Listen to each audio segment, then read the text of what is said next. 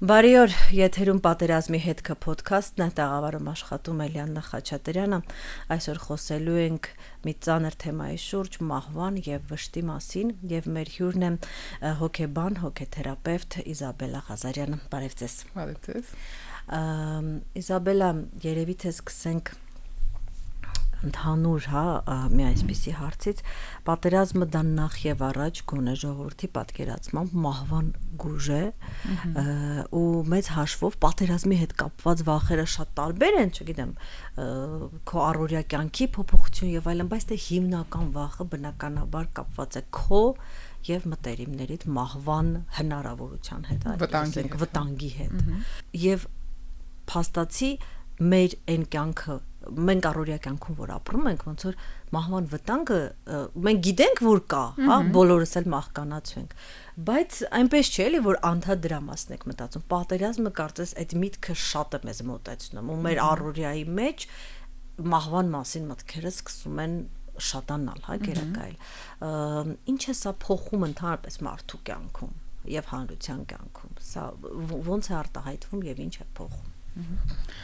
Նախ եւ առաջ եկեք ոնց որ բնորոշենք պատերազմը, հոգեբանական տեսանկյունից պատերազմը դա ստրեսային իրավիճակ է, մարդու համար, հանրության համար, թե անհատի թե խմբի մակարդակում դա ստրեսային իրավիճակ է, շատ սուր ստրեսային իրավիճակ, ոչ նորմալ իրավիճակ, ոչ առօրյա իրավիճակ, Իհարկե, միգուցե մենք կարող ենք ասել կան պետություններ, կան ժամանակահատվածներ, որ ինչ-որ երկարատև պատերազմական վիճակում են մարդիկ գտնվում, բայց պատերազմը նորմա չի, ինքը նորմա չի ոչ սոցիալական իմաստով, ոչ հոգեբանական իմաստով, որովհետև չի կարող վտանգը ամենօրյա նորմալ լինի, էլի մեր ամեն դեպքում մեր հոգեկանը սովորա ոնց որ ապրել քիչ թե շատ նորմալ եւ ապահով պայմաններում։ Եվ այդ ստրեսային եւ տրավմատիկ նաեւ իրավիճակի, որը հենց պատերազմն է, մեր հոգեկանը համապատասխան արձագանք է տալիս։ Մենք սովորաբար երբ որ տրավմայի մասին խոսում ենք, տրավմատիկ իրավիճակների մասին, որի պատկանում է նաև, որ ինձ թվին նաև պատկանում է պատերազմը, մենք ասում ենք, որ տրավմատիկ իրավիճակներին, որը ոչ նորմալ վիճակ է, մեր հոգեկանը տալիս է նորմալ արձագանք։ Այսինքն, եթե դուք ինձ հարցնում եք արձագանքի մասին, հոգեկանի, ապա սպეციფიկ արձագանք է տալիս, քանի որ պատերազմական իրավիճակը սպეციფიկ տրավմատիկ իրավիճակ է, բայց այդ նորմա է։ Մենք դա մեր օրգանիզմի, մեր մարմնի, մեր հոգեկանի նորմալ արձագանքն է, ոչ նորմալ իրավիճակ։ Իսկ աննորմալ իրավիճակներում մեզ աննորմալ թվացող արձագանքը դա նորմալ է։ Իհարկե նորմալ է, որովհետև իրավիճակն է աննորմալ, իսկ մեր հոգեկանը ադապտիվ է, մեր հոգեկանը ոնց որ միանգամից ուզում է հասկանալ ինչ է տեղի ունենում եւ փորձել ոնց որ հարմարվել գոնե կարճ ժամանակահատվածի համար, կամ ինչ որ ժամանակահատվածի համար, փորձել հարմարվել այդ իրավիճակին ու մղել ռեսուրսները, ակտիվացնել, մոբիլիզացնել մարմնի եւ հոգեկանի ռեսուրսները, հենց այդ էլ հենց ստրեսն է, մենք ինչ ենք որ ստրեսը այդ լարվածությունն է մեր հոգեկանի եւ ֆիզիկականի, երբ որ մենք ոնց որ հավաքվում ենք եւ արձագանքում ենք ինչ որ այդ սպეციფიկ ոչ նորմալ վիճակի։ Ընդհանրապես հնարավոր է պատրաստ լինել։ Ես անգամ պատերազմին չեմ ասում, թե պատերազմին, թե մահվան մասին լուրերին, չգիտեմ, ընդհանրապես կարելի է ինչ-որ բան անել դրան պատրաստ դա նոր, չգիտեմ։ Լիանա, գիտեք, սենց ասեմ, գոյություն ունի ստրեսակայունություն հասկացությունը, ասենք, երևի էդ է, եթե ցեն շատ ընդհանուր վերցնենք, ինչքան ավելի մարդը ստրեսակայուն է, այդքան ավելի, ասենք ասենք, ինքը պատրաստ է այդպես ոչ սովորական իրավիճակներում տալ այդ նորմալ ռեակցիան, պահպանել առողջությունը, թե մենտալ առողջությունը, թե ֆիզիկական առողջությունը, բայց այդ չի նշանակում պատրաստ լինել, այդ չի նշանակում հանգիստ լինել, անտարբեր լինել, մեկ տենց ենք, չէ՞, պատկերացնում, որ պատրաստ լինելը, որ լսեցինք մահվան լուրը, դե օքեյ, չէ, նույնիսկ եթե ես տենց ասում եմ, սովորաբար դա պաշտպանական ռեակցիա է, սովորաբար ես ուղղակի ինչ-որ էմոցիա բլոկ եմ անում իմ մեջ շատ ցավոտ, սովորաբար ես չեմ ուզում առերեսվել իմ անապահովության հետ, որովհետև հենց պատերազմական իրավիճակը ինքը խթանում է շատ լուրջ մեր ներսի անապահովությունը։ ու այդ տեսանկյունից պատրաստ լինել հնարավոր չի, հա, որովհետև անապահովությունն էլ այդքան նորմալ վիճակ չի, մեր պսիխիկան ձգտում է ապահովության, բայց եթե մենք որպես անձ կայացած ենք, ստրեսակայուն ենք, ապա հավանականությունը, որ մեր այդ ոչ նորմալ արձագանքը այսինքն կներեք նորմալ արձագանքը ոչ նորմալ իրավիճակին ինքը կպահպանի մեր այդ հավասարակշռության մեջ, հա, եւ թե մեր առողջությունը ֆիզիկական, թե հոգեկան բնականաբար։ Ես օրինակ 3 հենց այնպես ստացվեց, որ նախկին զինծառայողների հետ ինչ որ մի միջոցառման ենք ու երբ նրանք նախ ես նկատեցի, որ պատերազմի մասնակիցները շատ հանգիստ են խոսում վախից։ Մենք ունենք, չէ, այդ պատկերացումը, որ եթե զինվորականն է, ինքը պիտի տենց քաշվի վախից չխոսա եւ այլն, բայց իրենք շատ հանգիստ են իրար մեջ խոսում վախից ու անդադ շեշտվում էր մի բան, որ դու երբեք չես իմանա, թե դու ինչ ռեակցիա կտաս։ Այո։ Իրանք դա գիտեին։ Սա ունիվերսալ ճշմարտություն։ Հատկապես մարդկանց համար, ովքեր գտնվում են շատ տևական վիճակում, հա, այդ ստրեսային շատ լարված, հա, պայմաններում, որը հենց պատերազմական պայմաններն են։ Եկեք ցույցի ամեն դեպքում հաշվի առնենք, որ պատերազմը ընկալելը ոնց որ երբ որ քո շուրջը պատերազմ տեղի չի ունենում անմիջապես քո շուրջը այդ մի բան է եւ ուրիշ բան է երբ որ դու հենց բուն պատերազմական գործողությունների մեջ ես գտնվում իր անմիջական մասնակիցն ես այս դեպքում գիտեք ներսի մարդը ով գիտի ինչա նշանակում պատերազմական իրավիճակում ռազմական, հա, գործողությունների մեջ գտնվելը, բոլորն էլ գիտեն ու շատ են ասում, որ ոնց որ այդ ամեն ինչը շատ sense միֆականացված է, որ այնտեղ sense ինչ որ բաներ է կատարվում, քո մեջ ինչ որ հերոսություն է արթնանում կամ հակառակը ոնց որ վախկոտություն է արթնանում։ Չէ, այդ պահին դու ուղղակի այ կախված նրանից ինչքանով դու ստրեսակայուն ես, ինչքանով դու քո ոնց որ եսը, քո անձը պինդա, ինչքանով քո ներսից ունես այդ ապահովության զգացողությունը, դրանից ելնելով է քո ռեակցիան։ Բայց չկա սпасելիք այնտեղ, որտեղ իրանք գիտեն, որ դա անկանխատեսելի սիտուացիա, չկա սпасելիք, որ դու անպայման պետք է հերոսություն անես, հակառակը, հա, ոնց որ կա սпасելիք, որ դու պետք է ողջ մնաս, հա, ասենք, գիտեք, իմաստուն զինվորները սպա, հա, անձնակազմը մի քիչ ավելի սպայական անձնակազմը, ասում են որ նպատակը ոնց որ ողջ մնալն է։ Գիտեք, կարող է եւ մարդը ողջ չմնա, բայց քո ներսում պետքա լինի որպես, հա, այն հիմնական հոգեվիճակ ողջ մնալը, որովհետեւ այդ դեպքում դու անմիտ գործողությունների չես գնա ինչ որտեղ, հա, անմիտ գործողությունների ավելի աչալուրջ կլինես քո եւ շրջապատի նկատմամբ, որտեղ եթե դու ուզում ես ողջ մնաս, դու նաեւ կուզես շուրջդ մարդիկ էլ ողջ մնան, որովհետեւ հավանականությունը քո ողջ մնալու մեծանում է, եթե շուրջդ ողջ են մնում։ Այսինքն դու քո վրա կենտրոնանում ես քո, ասենք, ընկերների շրջապատի վրա, դե հետո արդեն ոնց կստացվի, որովհետեւ դա անկանխատեսելի, մանավանդ ժամանակակից պատերազմները անկանխատեսելի են։ Դե հա, հայրենիքի համար մեռնել պետք չէ, հայրենիքի համար ապրել պետք չէ։ Հա, ու մի քիչ ուրիշ է ռազմական գործողությունների մասնակցությունը, այնտեղ ընկալումները այլ են։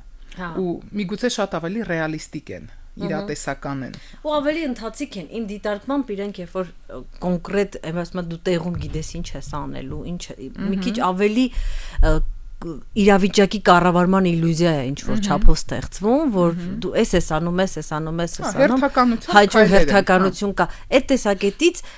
պատերազմին բերանբաց այդ հերոստացույցից հետևողի համար շատ ավելի հոգեբանական տեսակետից, ոչ ֆիզիկական, երբեմն շատ ավելի ծանր է, որտեղ դու ոնց որ օթի մեջ ես, շատ ավելի վախենալու է այդ ամեն ինչը։ Բայց եկեք ամեն դեպքում չմոռանանք, որ պատերազմի մասնակիցներն են ունենում շատ ծանր ոնց որ ապրումներ, ընդհանուր էլ ունենում, այլ նախ եւ առաջ ունենում եւ հետո դա լինում է հետո ասենք գործողությունների ավարտից 6 ամիս հետո, մի տարի հետո, 2-3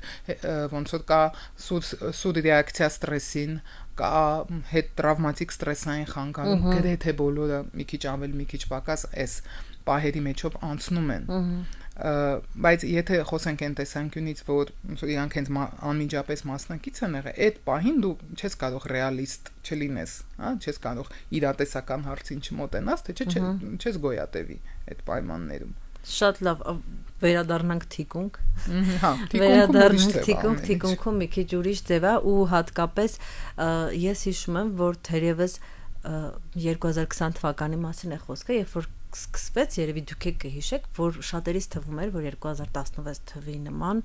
մի տասոր կտևի, բայց այդ ինչը սկսեց բոլորիս մոտ ինչ որ կասկածներ առաջացնել, ոչ թե անգամ նորությունները, այլ այդ ցուցակները զոհերի, որ ինչ որ տարօրի երրորդ օրը դու հասկանում ես, որ տարօրինակ շատ են։ Ու այդ հայտնի կադրերը երևի կհիշեք այդ ՀՄԿ-ի հաղորդավարուհին, որ ցուցակները կարդալուց չդիմացավ, սկսեց լաց լինել։ Այ հիմա էլ ես ասացի, անգամ մի քիչ հուզվեցի, որովհետև դրանք շատ խոցելի էին, էլի այդ պահին հենց այդ ցուցակները։ Այ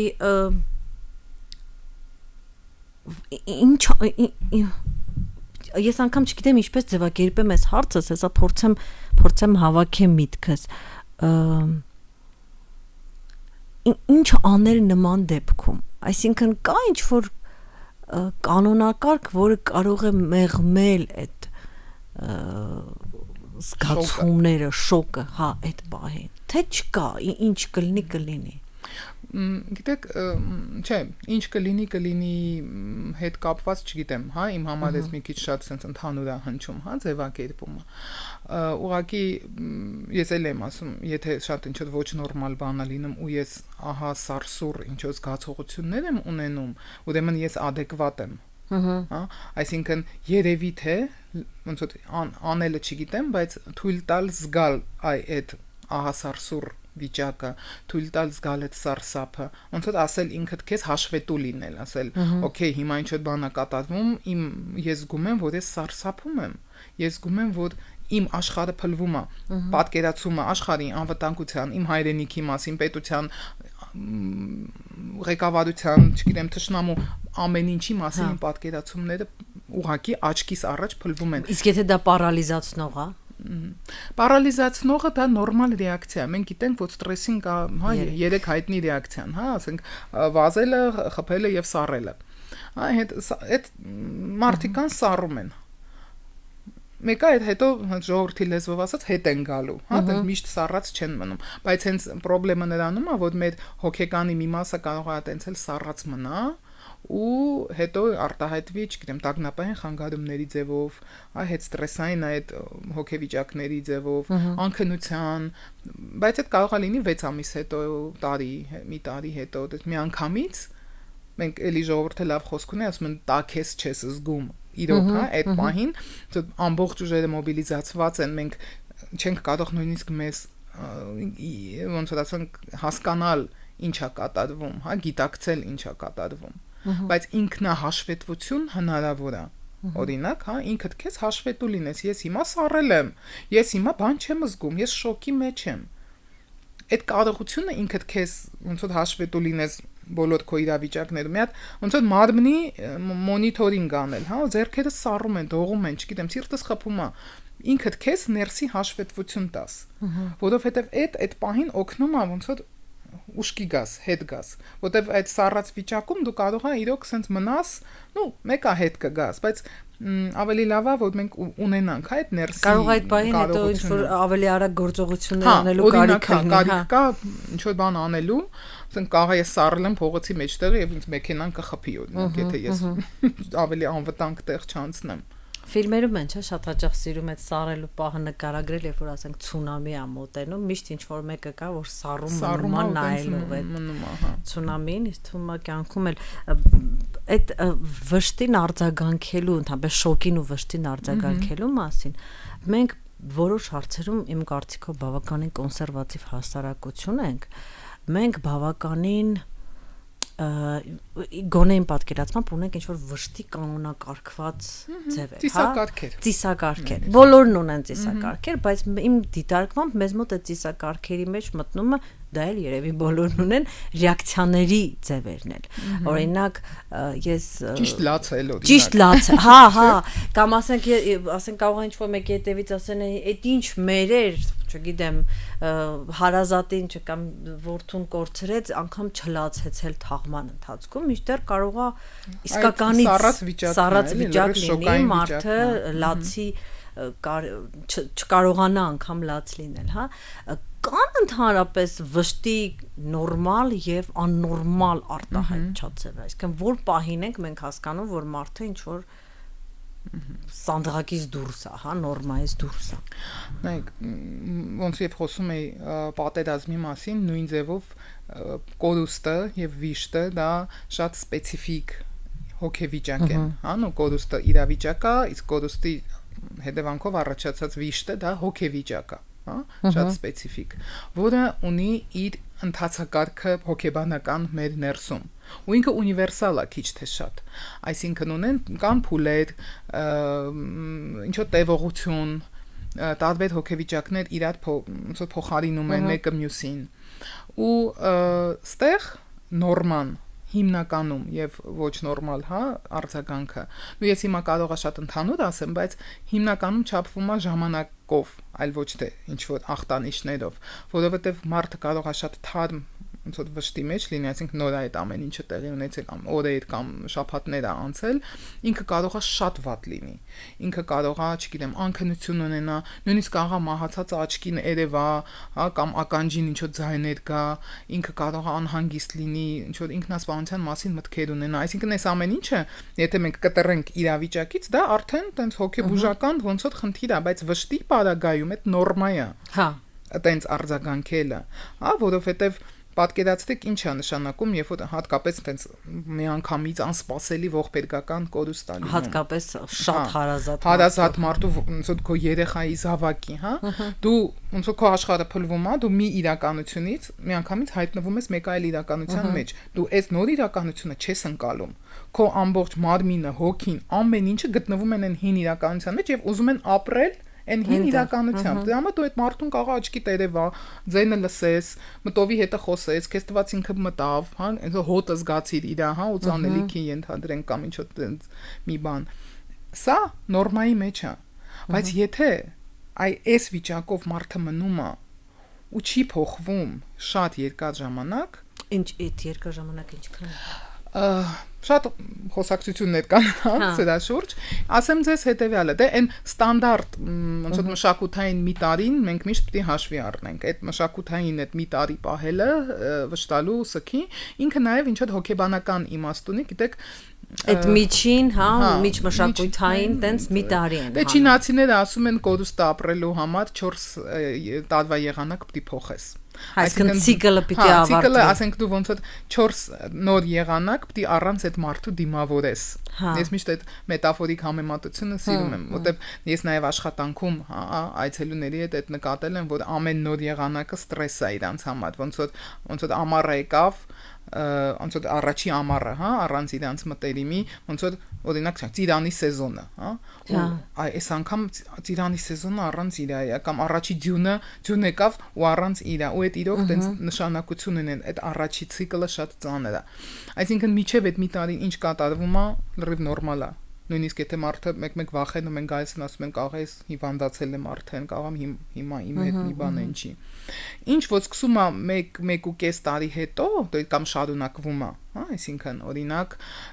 այդ այնց ձայները լսում մարդը կամ անքնություն, ախորժակի կորուստա, քաշի կորուստա տեղի ունենում, ինչ որ ֆիզիկական, հա, հոգեսոմատիկ սիմպտոմներ, գլխացավետ, փսխումներ, չգիտեմ, հա,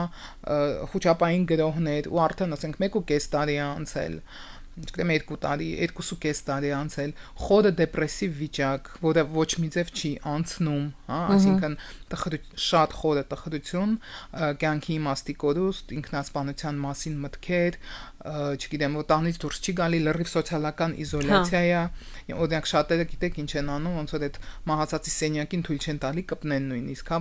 ոնց այդ մարդը այդ մահանալու օրը թողել է այդ սենյակը կամ չգիտեմ իր գնալու օրը տնից, հա, թողել է, տենց ոչ մի իրերին չեն թողում կպնեն, թույլ չեն տալի ընտանիքի անդամները, չգիտեմ,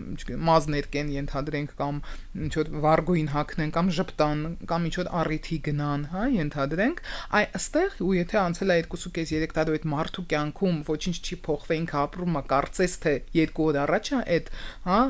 դեպքը եղել։ Այստեղ մենք արդեն կամաց կարող ենք խոսալ վշտի պաթոլոգիզացիայի մասին, տենց երևույթ կա, ինքը համարվում է հետտրավմատիկ ստրեսային խանգարման ոնց որ խնդիրներից, ենթաբաժիններից մեկը, բարդեցված վիշտ է կոչվում։ Ու ստեղ միայն հոգեբույժի խորհրդատվություն, կոնսուլտացիա, դեղորայքային միջամտություն, ցավոք առանձնապես մեծ օգուտ չկա, ուղղակի տենց մի քիչ հանգստացնում է մարդուն։ Սովորաբար եթե բարդեցված վիշտ է, հիմնականում մարդը ցավոք տարիներով արդեն այդ վիճակում է մնում։ Դեպրեսիվ, խորը դեպրեսիվ, այդ շոկային նույնիսկ այդ անզգայացած իմաստազրկված վիճակում։ Ցավոք սրտի տենց դեպքեր կան։ Մեղքի զգացողության մասին ես վստահ չէ, շատ ունենք, որ հարազատդ մահացել է կամ զոհվել է, հատկապես եթե դա, չգիտեմ, երիտասարդ հարազատ է, ոնց որ մանավանդ ոնց որ ինքը ավելի շատ իրավունք ուներ այս պահին ապրեր կամ ուրախություն զգար, քան ես, ու ոնց որ մարդը իրեն արգելի ուրախություն զգալ, մարդը իրեն արգելի ինչ-որ ակտիվություն անել, հենց մեղքի զգացողությունից ելնելով, որ իր ընկերը չկա, իսկ ինքը այդպես խորովածի են իրեն հրավիրենք, ոնց ուտի։ Նման դեպքերում դա ոնց արտահայտվում, ինչ են անում այս դեպքում։ Էլի ես հաճախ պետք է այդ բառը կգնեմ, դա նորմալ է։ Ու գիտեք, երբ որ ես աշխատում էի այդ դեպքերի հետ, այդ մարդկանց հետ, ես գիտեք նախապես ունեի այտենց ինչ որ մի հատ պատկերացում, որ այդ իրանք իսկականից այնց արգելում են իրանց, բայց ես հասկացա, որ չեն արգելում, իսկականից չեն կարող այդ խորովածը ուտել, այն որ բառից բուն իմաստով ի վիճակի չեն ուտելու, ծամելու, այդ համը զգալու, չեն ուզում նույնիսկ, հա։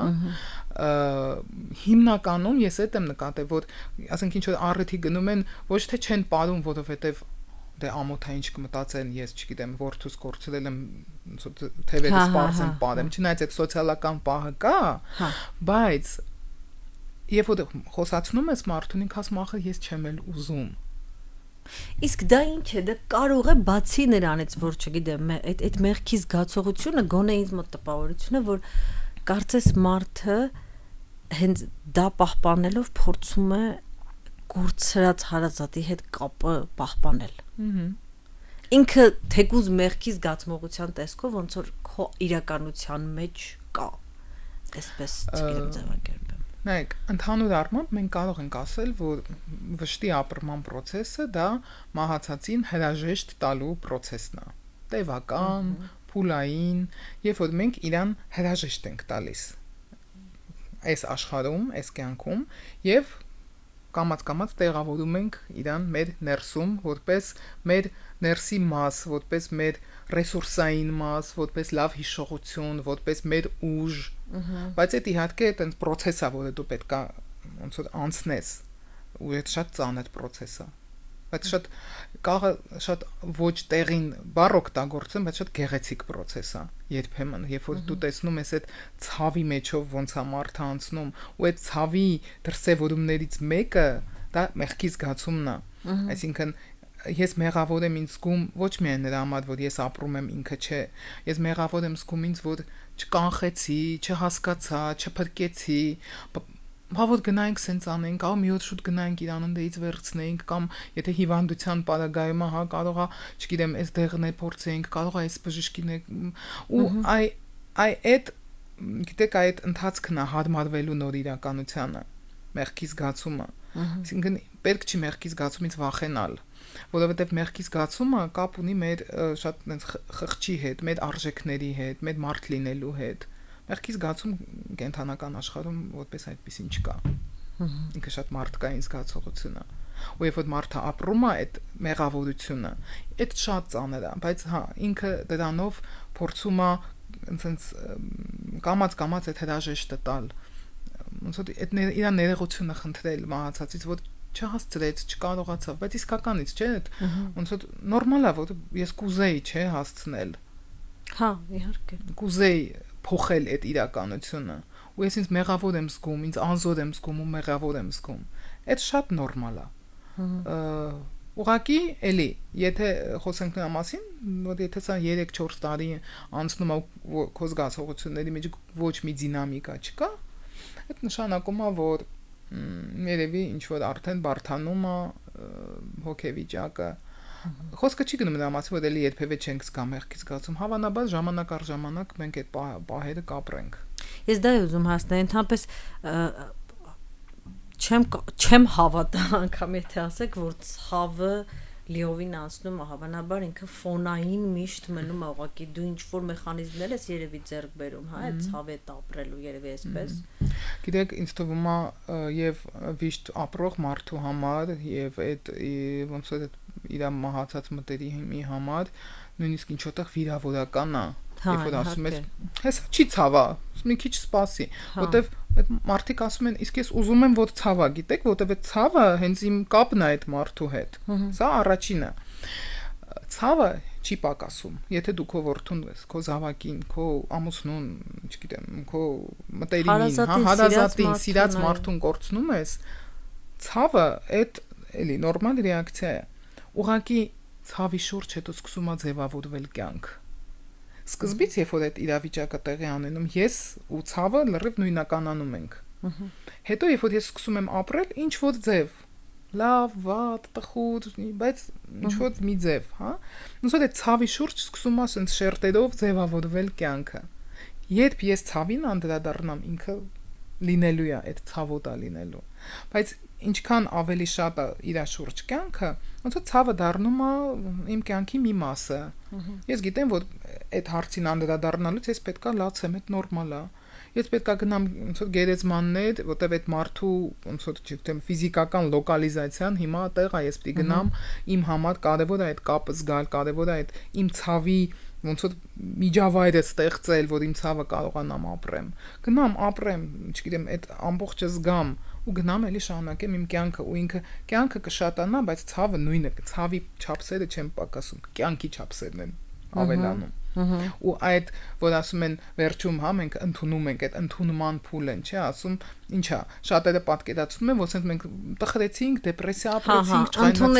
ընդունեցինք դե լավ օքեյ դե հիմա կյանքա ու գնացինք չէ ընդունման փուլը երբ որ դու թույլ ես տալի քո ցավին դառնա քո կենսագրության մի մաս ես չգիտեմ ինչի է այտենց հա այդտեղ հարց առաջանում ոնց որ իսկ ինչի ես իսկ ինչի իմ հետ պիտի տենց բան լիներ դրա պատասխանը ցավոք սրտի ոչ ոք չի կարող տա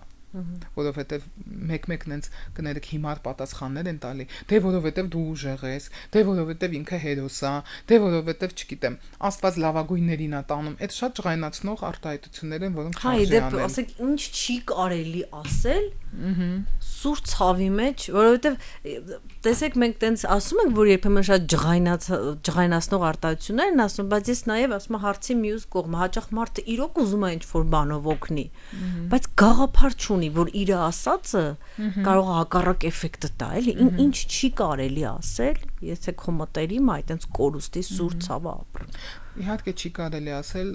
դե լավ հերիքա բավականա էլ միլացի գերեզմաններ մի գնա չգիտեմ որտեղ տենց ինչ որ արտահայտությունները ավելի ներվայնացնում են մարդուն չի կարելի ասել ինքը հիմա լավագույն տեղում է ինքը հիմա ավելի լավ տեղում է չգիտեմ իրան տարան որովհետև չգիտեմ հեշտակների նման էր ինքն էլ մի հեշտակ դառավ գիտեք որովհետև նույնիսկ հավատացյալ մարդիկ այդ խորը վշտի մեջ իրանք տենց հավատքի կրիզիս են ունենում էլի ոնց որ Աստծո հետ լիքը հարցեր են ունենում շատ հա գրիվներ են ունենում ու մի հատ էլ իրան սկսում ես ասել դե դա Աստծո կամքն է պետք չի դա ասել հա իսկականից պետք չի ասել մանավանդ այդ սուր փուլերում այլ ավելի դող հարց առաջանում իսկ ինչ ասել մեկ-մեկ պետքա լռել ուղակի նստեք ձեր հարազատի կողքը ձերը բռնեք թող լացի մեկ-մեկ իրան հանգիստ թողեք ոնց որ ֆիզիկապես իրան ապահովությունը ոնց որ հսկեք եթե ինքը շատ վատ վիճակում է ես օրինակ միշտ մտածում եմ որ եթե ուզում ես չգիտեմ որքանով այս միտքս ճիշտ օգնես այդ վշտի մեջ հարազատին ավելավա գնաս տեսնես եթե լվացք ունի անելու լվացք անես օրինակ հա իրան ֆիզիկապես օգնել միջավայրի լինել հա բայց պետք չի ինչ-որ շեղել ինչ-որ հումորներ անել ասել դե լավ մի մտածի արի գնանք չգիտեմ սուրճ խմենք չէ հա բայց կարելի է առաջարկել գիտես ես ստեղ եմ եթե ուզում ես կխոսենք ես ստեղ եմ եթե ուզում ես կարող ենք գնանք քայլել ոնց այն որ ասում են առանց շատ կպչուն ձևերի ներկա լինել այդ մարդու կողքին Այդ շատ դժվար է, որովհետև ոնց որ դու ես գտնվում, դու ուզում ես ինչ-որ անհասկանալի վիճակում, դու ուզում ես օգնած լինես։ Մեկ երբ մարդիկ որ ուզում են օգնած լինեն, sense սկսում են շատ անիմաստ արտահայտություններ անել կամ դե կյանքը շարունակվում է, օրինակ, սա էլ է շատ նյարդայնացնող արտահայտություն, օրինակ, հա, sense կյանքը իրոք շարունակվում է, բայց այդ պահի համար այդ մարդը լրված է այդ իր վշտի մեջ, իր համար ամեն ինչ քանդվել է ու կանգ առել։ Դե հաճախ հետո իրան մեկ էլ է կյանքը շարունակվում, չի շարունակվում։ Եթե իմ մտերիմը չի ապրում, ուրեմն ինձ ինչ, թող շարունա, իմ կյանքն է ինձ չի հետաքրքրում, իսկ իր կյանքը չի շարունակվում։ Ինչ կարող եք ստե ասել։ Ոստեղ ամենակարևորը տենց չհավակնել լուծումների, ցույց չտալ մարդուն, ու ես արդեն որպես հոգեբան եմ ասում, ասենք մեկ որ դա նույնիսկ գտնվելով տենց հոգեթերապևտիկ սենյակում դու շատ ուզում ես դու ես մարդավարի ուզում ես մարդկային օգնած լինես, էլի, բայց չհավակնել իր ցավը մեղմողի դերին, իրան ինչ որ լուծում տվողի, հա, դերին չհավակնել, այդ վտանգավոր է, որովհետև ինքը մի հարցով քեզ կգցի այդ դերից, ինքը կասի կարող ես իրան ինձ վերադարձնել, ինձ մենակ էտա պետք, չես կարող, դե ուրեմն ավել պակաս մի խոսա, ասենք կոպիտ ասած, էլի, դրա համար նույնիսկ պետք է չի ձգտել, բայց մնալ ներկա, մնալ մարդու հետ, ասել ես գիտեմ քեզ ցավում է, ես քո ցավի հետ եմ, ես քո հետ եմ, ու ես գիտեմ որ այն ինչ որ դու ապրում ես նորմալ է։ Այն խորությունը ու սրությունը ցավի նորմալ է։ Որ դու քո տեղը չես գտնում նորմալ է, որ դու քեզ չես ներում նորմալ է, գիշերները չես քնում նորմալ է։ Չարանալու մասին։ Դա էլ է, չէ, վշտի արդյունքներից, այսպես ասենք, կողմնակի էֆեկտներից մեկը ընթացիկ, հա, ու երբեմն դա խնդիր է դառնում, որովհետև վշտի մեջ մարդը կարող է շրջապատի նենց չարացած արձագանքի, որ արդեն շրջապատներ սկսվի ի հակադրություն չարացած արձագանքի ու ոնց որ խնդիրները ավելի է դա խորացնում, հա, այսպես ասենք, մեկուսացումն ավելի է ուժգնանում, դեպք էլի հիշեմ, որ երբ որ մի կին ուզում էր որդուն կորցրած որդի կորցրած կնոջ օգնել, մի պահ երևի թե էլի այդպես սխալ խոսքեր էր ասել եւ լսել էի պատասխան, բայց օրինակ ինչի իմ տղան զոհվեց, թող քոնը զոհվեր։ Սա բերել էր լուրջ ընդհարման, չէ, հասկանալի է։ Նման դեպքերում ինչպես մենք արձագանք ենք չարացած հարազատին եւ մարդը ով ինքը զգում է որ ինքը չարացել է ինքը չի ուզում վնասի մնացածին բայց իր մեջից այդ փառքությունը անդադ դուրս է գալիս այ ինչ մեխանիզմներ կան այս ամեն ինչի հետ ասես ենք դիլ անելու հա աշխատելու Ну, գիտեք, եկեք sense ասենք, չարությունը, այդ ագրեսիան, այդ էներգիա է։ Եթե մարդը շատ էներգիա ունի, այդ արդեն լավ նշան է, որովհետև սովորաբար վշտի մեջ մենք դեպրեսիվ խորը տխտության մեջ ենք, իսկ այդ էներգիայի բացակայությունն է, որ մեր կենսական հոգեկան էներգիան 0-ի վրա է։ Երբ որ մարդը չարացած է, այդ ավելի շատ է իրան կապում կյանքի հետ, քան երբ որ ինքը տենց կամ սառած է կամ այդ դեպրեսիվ խորը տխրության մեջ է։ Այսինքն ի սկզբանե իմանաս, որ ագրեսիան մարդուն ապրեցնում է։ То есть այն որ հիմա ինքը չարացած է, այդ իր ձևն է ապրելու։ Իմանալ ուղղակի դա շատ բան չենք կարող իրոք անել, բայց երբ որ դու դա գիտես, դու սենց ավելի ներողամիտ ես քո հարազատի հանդեպ։ Դու ինչ որ սահմանները տես վերանայում իր այդ, ասենք շատ չես գնում ոնց որ ներխուժում, փորձում իրան ոնց որ ռուսները լավ խոսք ունեն причинить добро, հա, այսինքն տենց կպչուն ձևով բարություն չես ուզում անել, բայց գիտես որ ոնց որ եթե հիմա իր մեջ այդ բոցկլտում է, ուրեմն ինքը ինչ որ էներգիա է իր մեջ առաջացել։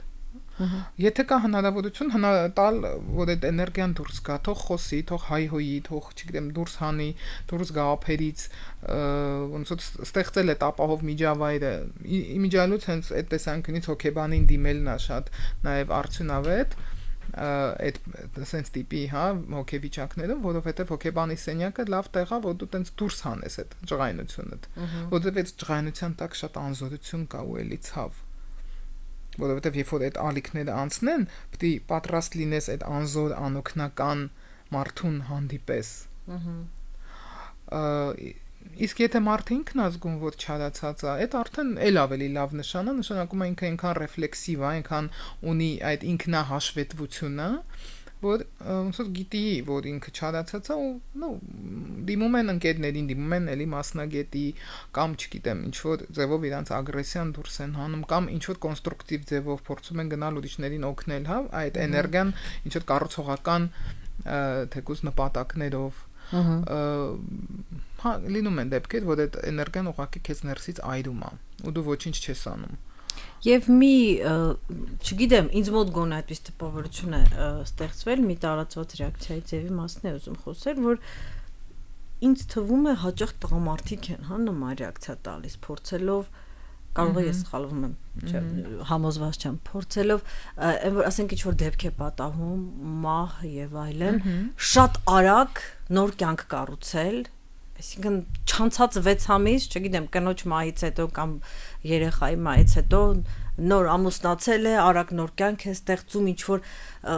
չգիտեմ, ինձ թվում է, որ սա ոչ այնքան նորմալ ռեակցիա է, էլի, այսինքն ստեղ էլ ինչ-որ բան կա, բախում կա, ստեղ էլ ինչ-որ խնդիր կա, այդ արագ մոռանանք, շատ հա եղա, վատա, ես հիմա նոր կյանքով եմ ապրում։ Դե նորմալ ասելով, էլի, եթե տես որպես ստրեսային իրավիճակի ռեակցիան ենք, ինքը նորմալ է, հա, ինքը ուզում է փակի եւ ինքը իրան տենց նաիվ ձևով թվում է, որ ինքը կարող է դա փակել։ Այստեղ այնքան գործոններ կան, Լիանա ջան, նախկինում ինչ հարաբերություններ ունեցել մահացած, հա, պարտների հետ,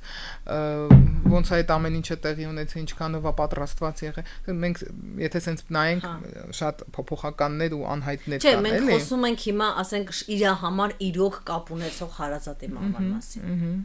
Այն որ եթե այդքան էլ տենց լավ հարաբերությունների մեջ չեք եղել եւ տենց մահապատահ է եւ հիմա դու փորձում ես նոր կյանք սկսել, դա ինչ որտեղ տեղավորում են, բայց այդ հետ Դա էլ նորմալ չի, որովհետեւ դուք այդ վատ հարաբերությունները պետք է ժամանակ տասկես մարսելու։ Հա, որովհեւ վատ հարաբերություններն էլ երբ որ մարդը ողջ է, դու միշտ հույս ունես, որ հեսա իրանք կամ կվերջանան, կամ այդ մարդը կհասկանա, կամ դուք կբաժանվեք, մի բան կլինի, դու հույսով ես ապրում։ Իսկ եթե տենց մահանում է ու վատ հարաբերություններ են, դու տենց մնում ես հույսդ կորցրած։ Դու էլ այն որ դուք վատ հարաբերություններ եք ունեցել, այդ արդեն այլևս անփոփոխ է։ Ու դա կարա շատ ծանր մարդու համար լինի։ Էլի այստեղ էլ է շատ հարաբերական լավ թե վատ հարաբերությունները ինչ ընթացք կարող են հետո ունենալ։ Բայց ինչ վերաբերվում է նրան, որ արագ փակել, ինձ թվում է դա ինչ-որ մշակութային ֆակտոր էլ գործոններ կա։ Այն իմաստով, որ ոնց տղաների ու աղջիկների դաստիարակության մեջ հույզերը զգալու եւ արտահայտելու թույլտվությունների տարբեր աստիճաններ կան։ Աղջիկներին կարելի է արտահայտել հույզերը։ Դա աղջիկա լացում է, դե կինա հուզվել է, չէ՞, մենք տենց ստերեոտիպային մոտեցումներ ունենք։ Իսկ տղաները զուսպ պետք է լինեն, տղա ես մի լացի։ Տղա ես մի զգա, հա, ասենք, հո դու, չգիտեմ, ղզիկ չես, չէ, ասում են կամ չտենց շատ պիտակավորող եւ վատ արտահայտություններ են անում, եւ արդյունքում չարությունը եւ ագրեսիան մի քիչ թույլատրելի էմոցիա է տղամարդու համար։ Հա, ասում են, դե տղամարդը ջղայնացավ հիմա, ափերից դուրս եկավ։ Երբ որ կինն ափերից դուրս գալի, չի էլ ամաչում, հա, տենց ինչ լաչառացել է, ասենց ասած, հա։ Բայց կամ տենց շատ արժեզրկող են ասում, դե բարձա, հա, ինչ։ Բայց տղամարդը մի ձևի ոնց որ իրավունք ունի այդ ագրեսիան արտադրելու։ Դա մշակութային կոդ է, դա դաստիարակություն է, որը տրվում է։ Ու ոնց որ երբ որ տղամարդը վիշտ է ապրում, ոնց որ չի կարողանում իրան թույլ տա լացել, բայց ջղայնանալը կարելի է։ Դրա հակառակ կողմն էլ կա, ես մտածեցի, օրինակ, եթե կինը չի լացում, այսինքն սառը սիրտ էր։ Հա, բայց եթե տղամարդը չի լացում, ճիշտ է, զուսպ է, տղամարդը, բա, իսկ տղամարդն էլ պետք է կարողանա իր էմոցիան դուրս հանել, ոնց որ պսիխիկան գտնում է այն թույլատրելի էմոցիաների ցանկից ամենաթույլատրելին ագրեսիան է, ու ոնց որ այդ ջղայնությունը շատ տեղից դուրս է գալի, էլի։ Ընդհանրապես, օրից մեր գոլեգաների հետ ենք խոսում, մեհացած կարծիք հնչեց, ասում է, մեր հասարակության մեջ ընդհանրապես մահվան կուլտ կա, որ մենք սենց սիրում ենք, չգիտեմ, այն տխուր երգեր կան, չէ, կորուստի մասին, ասենք մարդը լավ օր է ունեցել, քրտնաջան աշխատել է, կարող է ինչ-որ հարազատել չի կորցրել, հա, հիմա տենց հասկանալի է, կորուստը, վիշտը իր տեղում, ասենք կոնկրետ էս մարդը ինչ-որ լուրջ կորուստ չունի, բայց կգա տենց վշտի եւ կորուստի մասին երգերը կմիացնի, սենց կթաթախվի դրա մեջ եւ կա, չէ, ինչ-որ տես մշակութային շերտ, այդ ամեն ինչը չգիտեմ, կուլտիվացնող, որ բառը ճիշտ ընտրեմ այս դեպքում, ես չգիտեմ։ Այդ շատ բարդ հարց է ու ես միշտ երազել եմ որպես արդեն գիտնական, հոգեբան, որ մի օր մենք իրոք ուսումնասիրենք այս երևույթը ու հասկանանք սա կուլտ է, թե սա իրոք իրականության արտացոլանքն է, մեր հետ որպես ազգ տեղի ունեցած բոլոր ողբերգությունների դրսևորումն է, որ մենք տենց չենք կարողանում հաղթահարել անընդհատ այդ մեխանիզմը, ոնց որ այդ որ բարթեցված վշտի մասին ասում եմ, նենց տպավորություն որ մենք ազգովի բարթեցված վշտի մեջ ենք, հա, վերջի 100 տարին, կամ նույնիսկ ավել, այո, նույնիսկ ավել ու այդ ձգտումը ես կարող եմ տենց, բայց ես ենթադրություն է, ես կուզեի սա ուսումնասիրվեր, բայց դա չգիտեմ, բարդ է։ Ես էլ օրինակ կուզեի ուսումնասիրվել, որովհետև հատկապես ցեղասպանության վերաբերյալ տենց նույն քաղաքագիտական հա շրջանակներում տենց ասում են դե ցեղասպանության տրավման կարելի է վերապրել, օրինակ ուշադրություն դարձրեք Իսրայելը կառուցեց մեծ պետություն, ինչ-որ կոփինգ մեխանիզմներ եւ ապրեց այդ ցեղասպանության տրավման ու ես երկար տարիներ ոնց որ դա որպես մոդել էի ընկալում, որ այ կարելի է այս անելով մինչև այս վերջերքը հիշում եք ինչ եղավ հա շատ սարսափելի հա տերորիստական այդ հարձակումը որ տեղի ունեցավ բայց արձագանքը տեսեք երկրորդ արձագանքը որ կարող է մեզ ուզում են էլի ցեղասպանեն այսինքն միանգամից հա նորմայից բարձր over էլի այսպես ասած չափից դուրս բարձր ինքը գեր արձագանք տվեց ես նույնիսկ ասեմ դες հոգեբան քաղաքական կամ ռազմական գնահատական ես սոցիալական ցանցերի մոնիտորինգն է անգամ անում իրանք ասում էին եթե այս երկիրը մեզ չի պաշտպանելու ցեղասպանությունից մենք թողնենք գնանք այսինքն միանգամից գենոցիդն էին հիշել այդ տրավման տեղում տրակեց բացեց ես հասկացա որ դա էլ չի բրկում փաստորեն, էլի։ Ինքը,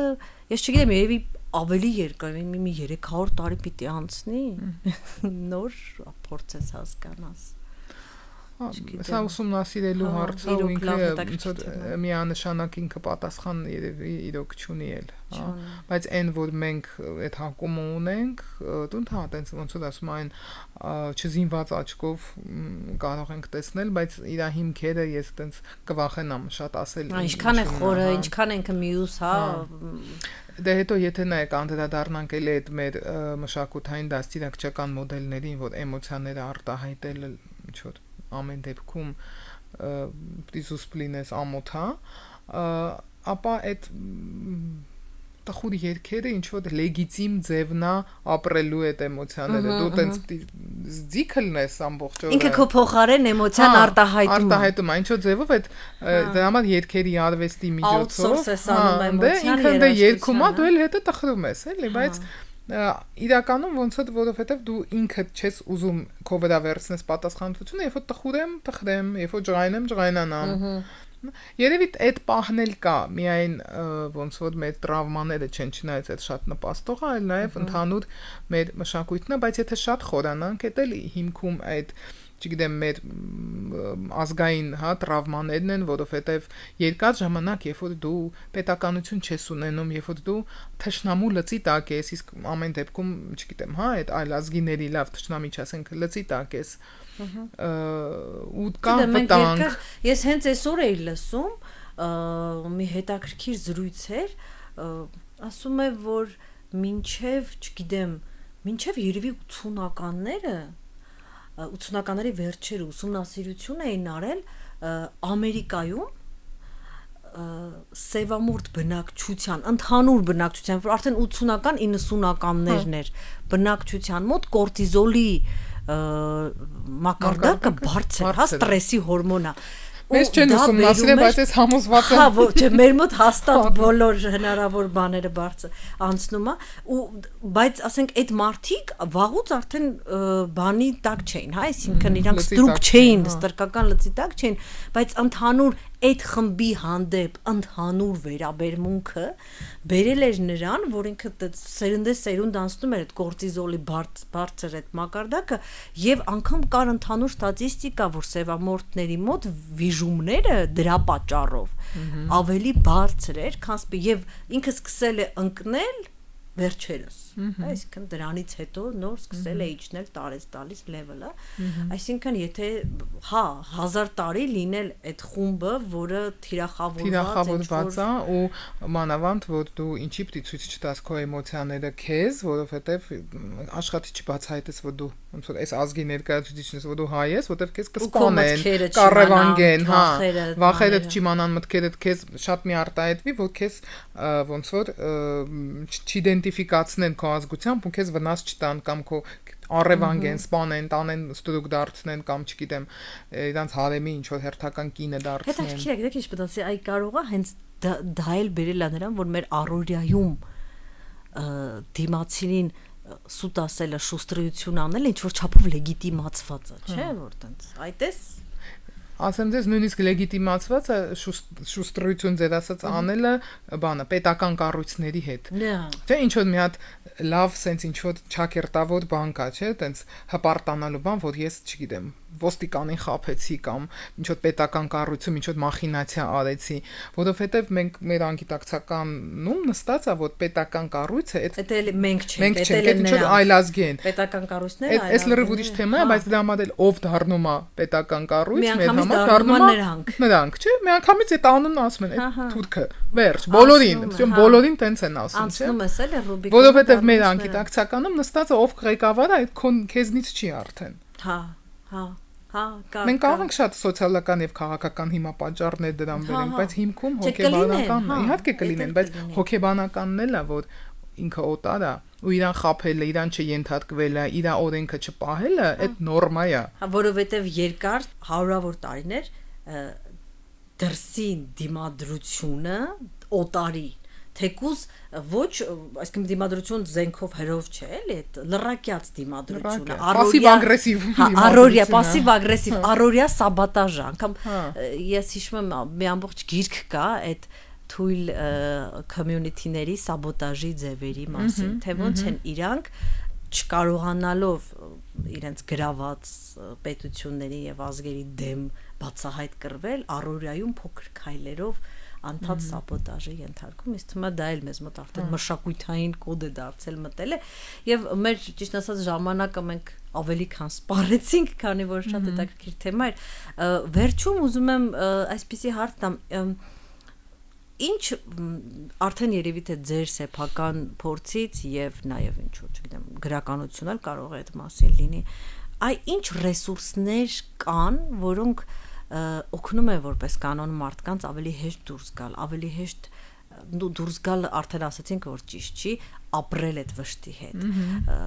չգիտեմ, թորների առկայությունը կամ որոնք են այդ ռեսուրսները, կամ ինչ որ իմաստալից աշխատանքի առկայությունը, կա ինչ որ տենց բաներ, թե դա ընդհանրապես կապ չունի, մարդու հոգեկան վիճակը ոնց կա տենց։ Եվ կապ ունի, եւ կապ չունի։ Կա ոնց որ մարդուց է կախված ինքը կդարձնի դա իր համար ռեսուրս թե չէ։ Ամեն դեպքում մեր մեծագույն ռեսուրսը մենք ենք հենց, մեր եսն է։ Քանի մենք ողջ ենք, մեր եսը գրեթե անսպառ ռեսուրս ունի, հա, այսինքն ստեղծագործական, ինտելեկտուալ ռեսուրս, հա, չգիտեմ, սոցիալական ռեսուրս ունի, ֆիզիկականը մի քիչ ավելի սահմանափակ է բնականաբար։ Ու ոնց որ այս տեսանկյունից եթե նայենք, եթե մենք կարողանանք պահել մեր մեջի ինչ որ ռեսուրսի նշույլներ, մեր եսը պահպանենք, մեր ամեն ինչը քանդվում է, մեր եսի մեծ մասն է քանդվում, այտենց ծանր դեպքերում աշխատն է քանդվում, բայց եթե մի բան ոնց քո առանցքը պահպանվում է որպես մարդ, Հետո իր շուրջ էլի սկսում է ինչ որ հավաքվել մի բան։ Մի դեպքում էլ եմ ասում, իմաստալից աշխատանք կարող է լինի, մի դեպքում թորներ կարող է լինել, մի դեպքում նոր ամուսնություն կարող է լինի, նոր երեխա կարող է լինի, բայց դա ամբողջը պետք է լինի իմաստ գիտակցված ձևով ադված, որ ես այս ոչ թե անում եմ իմ ցավը փակելու համար, այլ ես սկսում եմ ապրել իմ կյանքը հասկանալով, որ իմ ցավը միշտ իմ հետ է լինելու։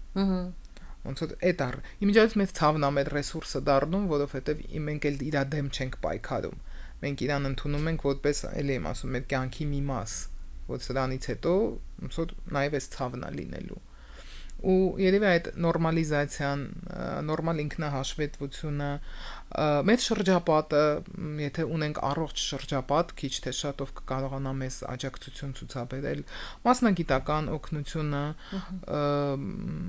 միակը չի ես տենց չեմ երբեք չեմ ասել որ անպայման բոլորը պետք է հոգեբանին դիմել, եթե կարող են չդիմել ավելի լավ, հա, բայց դու պետքա դիտարկես, որ շատ տարբեր ռեսուրսներ ունես։ Կարևորը այն ներսի եսն է, որը որոշում է ինչը կդարձնեմ իմ համար հիմա ես ռեսուրս։ Բայց մենք հիշենք ամեն դեպքում, որ ցավը ինքնին ցավ է, հա, դից հիմա շատ բարձր միգուցե ասում, բայց ցավը պետք չի վերածել ծաղիկի։ Ուղղակի ցավի շուրջ կարող են լինել, հա, տենց ճակերտավոր սիմվոլիկ ձևով ծաղիկներ։ Ինքը ցավը մեկը ցավոտ է լինելու։ Շատ լավ, շատ շնորհակալություն, շատ հետաքրքիր զրույցի համար։ Ձեզ էլ շնորհակալություն։ Ես մեր բոլոր մեր ոդքասթի դիտողներին հիշեցնեմ, որ մեր ոդքասթի մյուս էպիզոդները կարող եք գտնել Մեդիալաբի Facebook-յան էջում ոդքասթ պատերազմի հետքը բաժնում, ինչպես նաև Մեդիալաբ այս թեմայի շուրջ տարբեր հոդվածներ կարող եք գտնել medialab.am կայքում դիտանկյուն բաժնում։ Տաղավարում աշխատեց Լիանա Խաչատրյանը, այսօր մեր հյուրն էր հոգեբան, հոգեթերապևտ Իզաբելլա Ղազարյանը։ Շատ շնորհակալություն։ Ձեզ էլ։